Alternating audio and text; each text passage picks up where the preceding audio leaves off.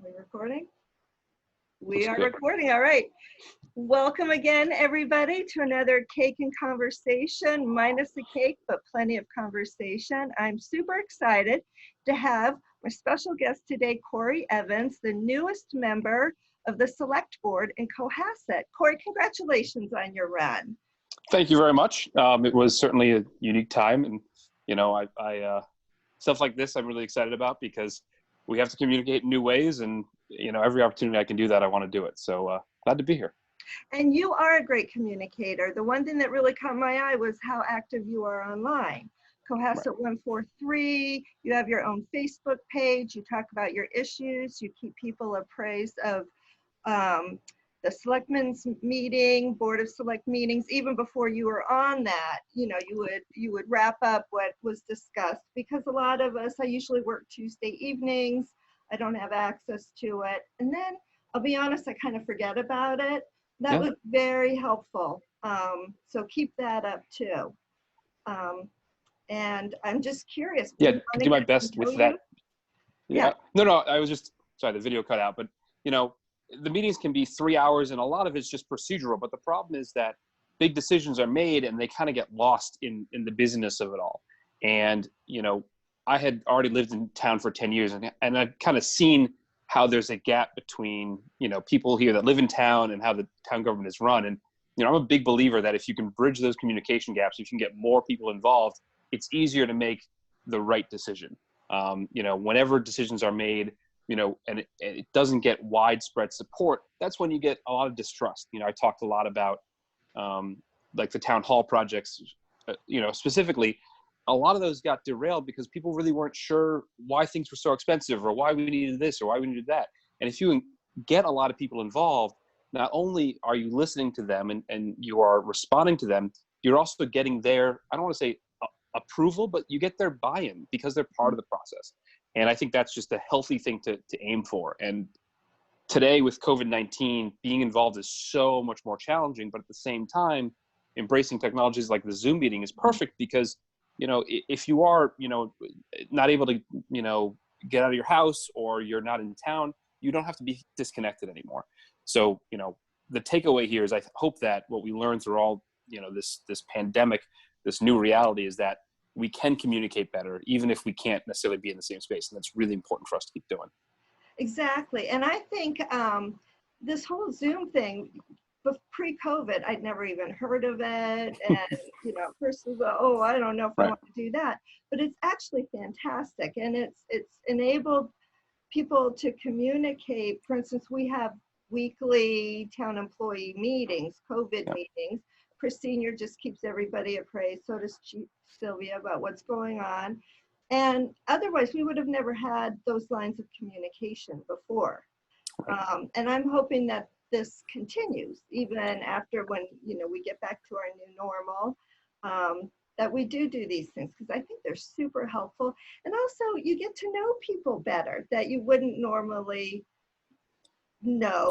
Now that you're meeting on a weekly basis, it's just, I think it actually sort of helps embrace a sense of community too. Even though it's not in person, there's still a real connection that you're able to make that otherwise you wouldn't. Right. And we're getting so much better at it. The first couple of Zoom meetings, especially with Board of Selectmen, were, I think I'm being generous, rough. And, so now, people like, using headphones or using the mute button or having good lighting. We've learned how to use these technologies. And, at my work, we do have a few employees that are remote. And the first couple of weeks were challenging. It was the first time we had a remote worker. But once you embrace it and you adapt to it, it's really powerful. So these kind of things, like now that we've embraced it, let's be sure to hold on to the advantages. Yeah. I agree. And I know when you were prepping for your position that you went and you watched all of the Board of Select meetings. I did. Yeah. And also, like you said, planning meeting, advisory committee meetings. Where are all those? Are those all on the YouTube channel? So that's actually something that I'm actively working on, because there's a little bit of a gap, and this is, was part of what I ran on, and it's really important to me. There's a little bit of a gap with whose responsibility is to be sure these are accessible to people. Mm-hmm. The select board meetings are are typically broadcast on 143 TV, and they're put on the 143 TV website or the YouTube channel. The town of Cohasset has their own YouTube channel, but not all the meetings are on there. So I had to do a lot of emailing and digging around to find the recordings, and I don't think it should be that way. So I'm in active conversations with, the town manager and some people on ITS to say, we need to have a process for this. If there are recordings and you can't make a meeting, those need to be accessible. And that's something we're working on. It's part of the, as I said, the struggle of, we have all these hours and hours of video footage, and we never thought about, or the town never thought about how to make them accessible to people. Yeah. So, I am, that's one of my main charges right now that I can work to get done, and just kind of get the town, push the town leadership and the town employees to make the stuff available, because it is important. It is important, and that would be great. And please let the library know where those are located, so we can direct people too, because we do get inquiries, and again, we're fumbling around trying to find them. For instance, even the Library Board of Trustees, they've been recording their meetings, right? But frankly, I don't know where they. That's so exactly. They're recorded in somewhere at the ether somewhere. Exactly. And, I've had a lot of conversations, a lot of emails, a lot of back and forth saying, where are these exactly? Huh. What is the process? And if we, it seems like we don't have a process, we need a process. Yeah. And a very streamlined one, not one that takes weeks, one that takes, maybe the next day, you have the recording, get it posted online. So it's super important to me too. Or at least when you post the minutes, when the minutes are ready, you should post the recording. Right. All right, let's backtrack a little and let's talk about you. Sure. Where are you from? You said you've been here for 10 years. Where'd you move from? So I was born in Illinois, but I spent my formative years in northern New Jersey. So I'm still if I had to choose something, I'm a Jersey kid, which means I'm really defensive about pizza and bagels. I get a lot of arguments about Atlantic Bagel. Love them, use them all the time, but you got to go to Jersey and get a bagel. That's living, man. It's a thing. Yeah. And actually it's funny because I've met a fair number of other fellow former New Jersey residents here, and we all kind of have the same story, which is somehow we made our way up here, and immediately when we landed here we said, this is a spectacular place. I was actually in college when a friend of mine lives on James Lane, and a couple weeks after graduation, I just came and crashed at his house for a little bit and said, what a great place. And I spent a little bit of time overseas, but when I moved back here, and I was looking to kind of start put down roots, there was kind of no question in my mind. This is such a special place, and it was such a great town and community that I said, if there was anywhere I wanted to go, it'd be Cohasset. I never thought it'd be in Massachusetts, but Cohasset, it makes sense. It's a place that I want to be, which is great. It really is a special place. I remember the very first time we saw it, we were house hunting. We were living in Boston at the time, kind of west. My husband was working in Brookline, so we were thinking Acton, Sudbury. And we happened to come down here to see a show at the Art Center, and I was blown away. I mean, it was like, no, this is it. This is so beautiful. This is it. Yeah. If we can afford it, this is it. And we bought the least expensive house. But you know what? So we did. Yeah. Well, yeah, right. Right. Yep. We happened on the train tracks next to the bridge. I mean, our houses were actually built at the same time. Oh, really? Yours is like people. Yep.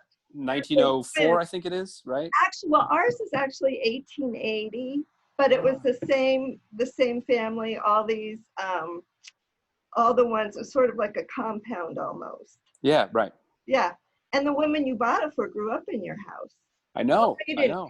Tootsie. Yeah. Yeah. No, I've heard stories about her, and yeah, I love the house. We just recently did some work to it, as you know, and just uncovering the 100-year-old framing and all that stuff was spectacular, and we really did our best to keep whatever we could.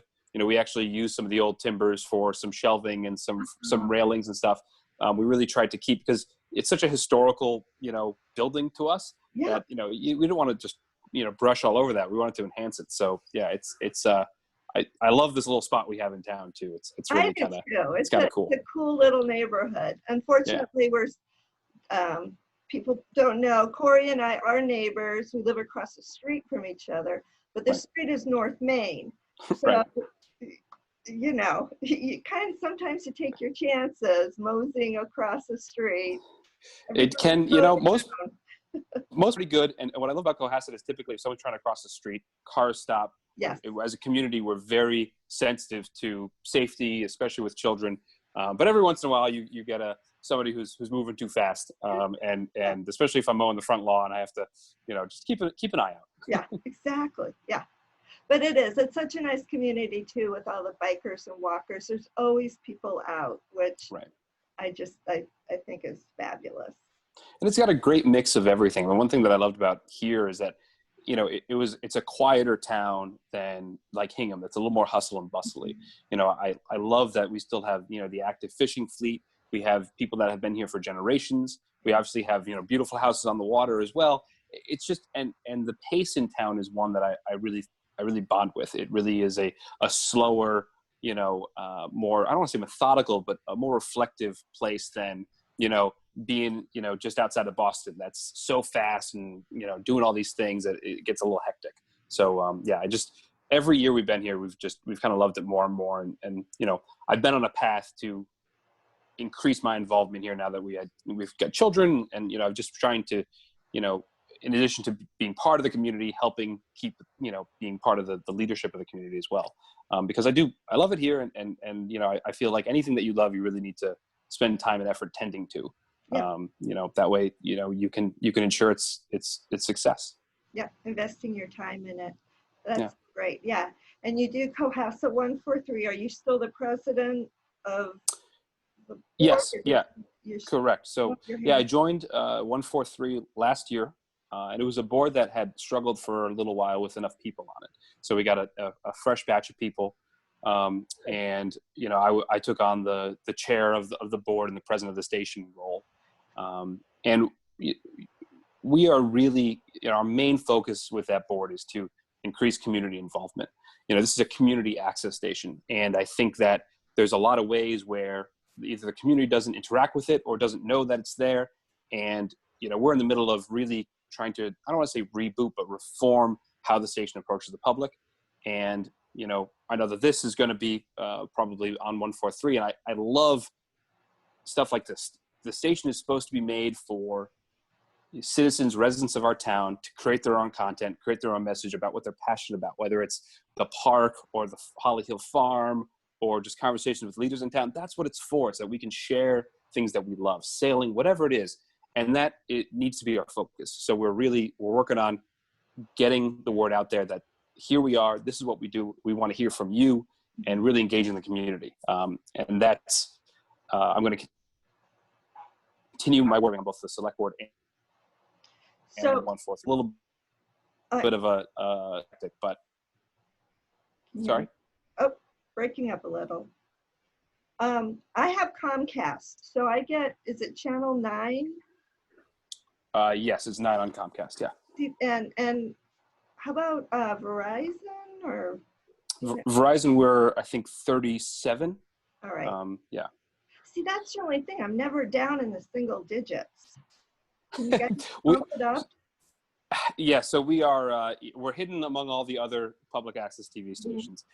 The other thing is that, you know, the broadcast quality is not very good. So, and that's really because we are stuck on old hardware that Comcast and Verizon gave us. So one of the things that we're working on, you know, I don't want to say in the near future, but one thing that's on a high on our list of priorities is to upgrade the infrastructure that connects us to Comcast. And that's something that we have to get Comcast and Verizon to do. Yeah. It's part of, you know, we have to, and as you know, dealing with those companies is a challenge as it is. And so you know, we need to create a scenario where it encourages them to upgrade our hardware. And then we're also looking at trying to be faster about getting stuff on other platforms. So our contract with the cable companies basically says that our funding comes from them. And because of that, our number one priority is to broadcast over these channels. After we do that, we need to be much better about getting stuff on other platforms, YouTube, Facebook, our own website. That way, if you missed a live viewing, you can see it again. So another thing we're working on, and that's kind of why I was so passionate about staying on both boards, because we've got some momentum, and I don't want to lose that momentum, at the TV station. Good, that's excellent. All right, let's pivot over to your position on the select board. Sure. So, what's the hot topic in town? It's a lot of hot topics in town. Obviously, schools reopening is the thing that is really on everyone's top of mind. And that's something where our town has a pretty strong division between select board and school board, and they operate fairly independently. So the school board is really going to be leading the charge for what our schools are doing, how they're doing it, that kind of thing. But that ties into the health of our community overall. We just had our goals session. Once a year, the select board members get together and we have a discussion about, well, this year, what are our goals? And of course, with COVID-19, everything threw a wrench in everything.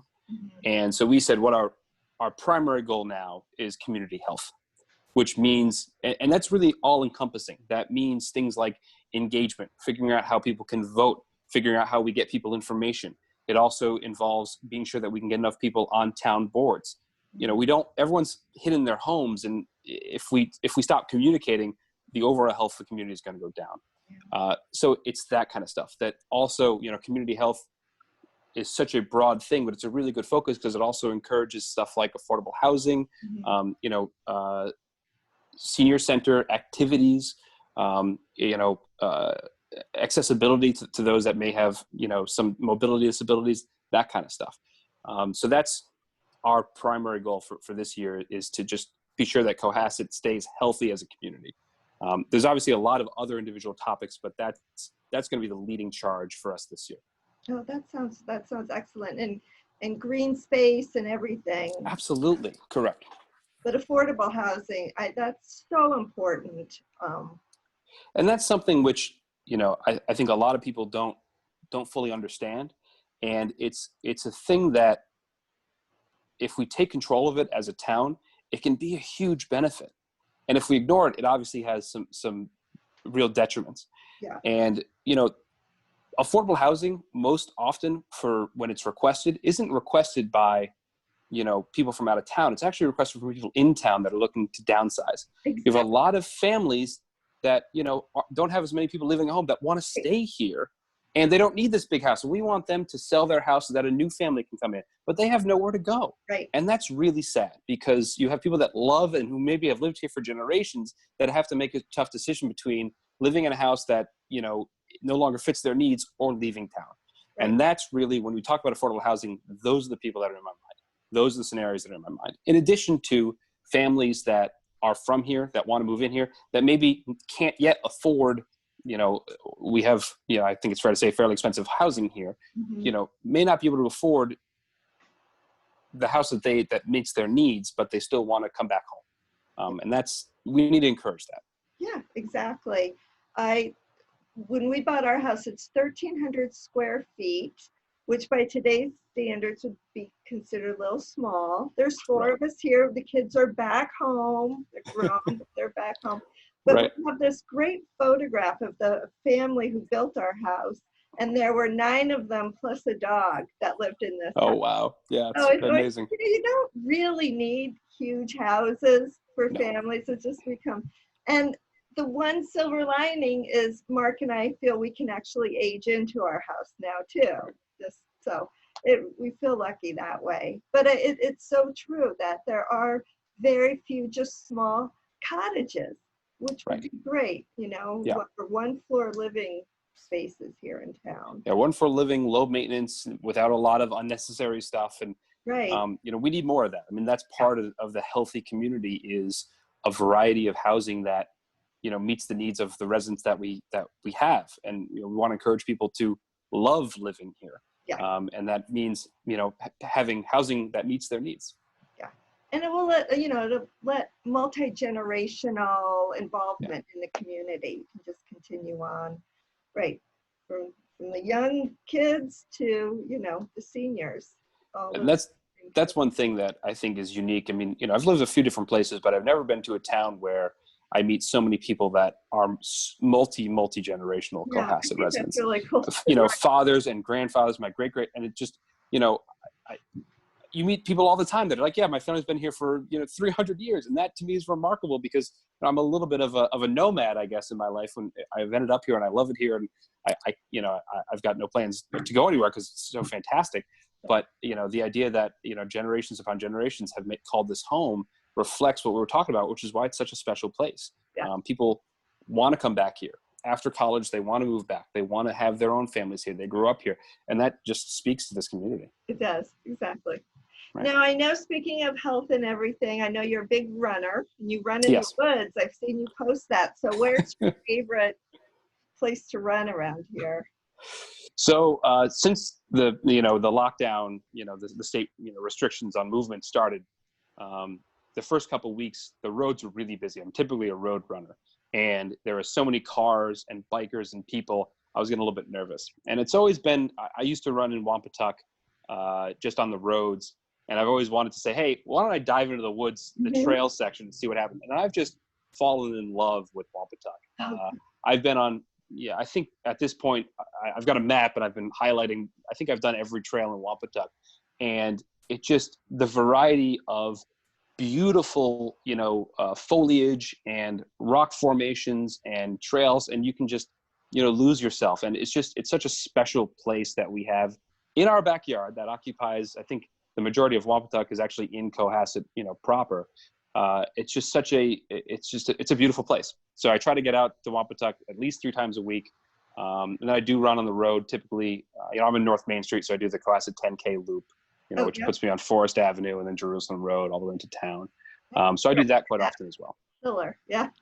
You know, did you read the article? It was probably a year or two ago in the Mariner about how Louis Tiffany had a pink, was it granite mine or granite quarry? Okay. Granite in Wampatuck. I didn't know that. He made beautiful like bowls and things out of this pink granite.